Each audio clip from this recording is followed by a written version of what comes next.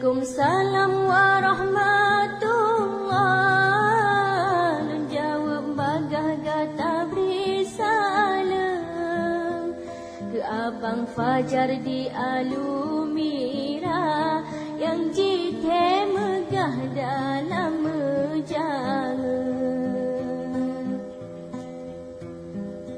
Syukur ngan puja puwa ke Allah yang pejut luah langit ngan udun. Selawat salam ke Rasulullah, ke al-sahabah si gota senyum. Bintang meble-ble di langit cedah, bulan limang belah cahaya terang ulen. Dinohana lehat telon bunda, gedeh ba Allah lon serah mandung. Rusa melelet di bukit indah, tarusu gajah di dalam hutan. Suai bang Yulis bang Hatta pegah, mandumnyan olahan lon perema. Temalam gata jino tak pegah, tayuja ayah nan tengku imum. Mebek takarat laju tak langkah, takut meramah umuka usah.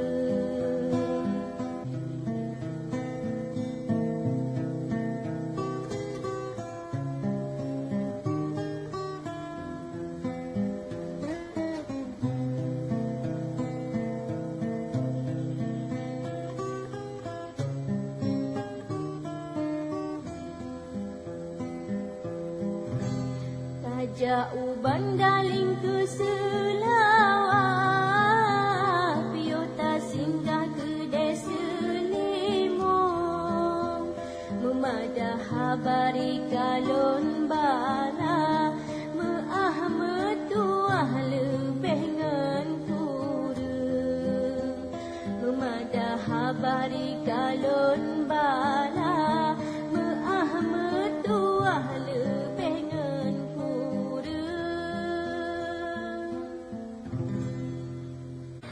Okey, terima kasih kurun Rona Mandum, terutama ke Bang Fajar di Alumira yang kan bala pantun di Ratna, dan nyo lon lantunkan ke Abang Cid.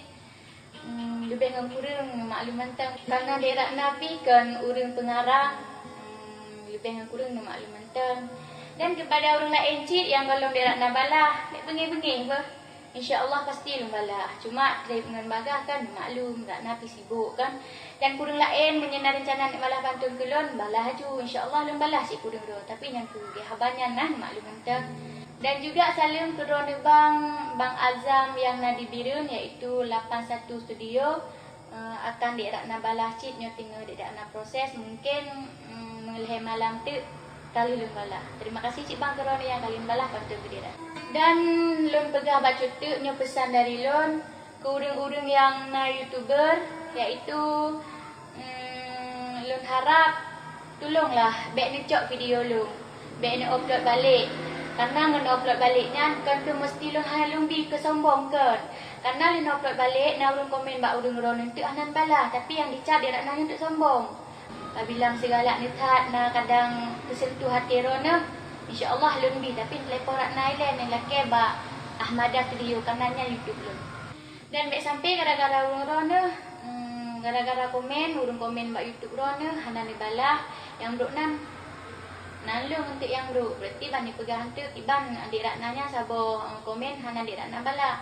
Karena kali nak terbukti kali lun temeng Cid gara-gara komennya sampai sekarang dia pegah Ratnanya sombong, Ratnanya hana open. Padahal insya-Allah bina pantun yang urang bala ke Ratna mandum na Ratna bala. Jadi lo mohon kepada urang-urang yang YouTuber, siapa saja yang udah ambilkan video Ratna tolong jangan diupload balik. Kalau mau minta izin dulu hubungi di sini aja ya. Terima kasih.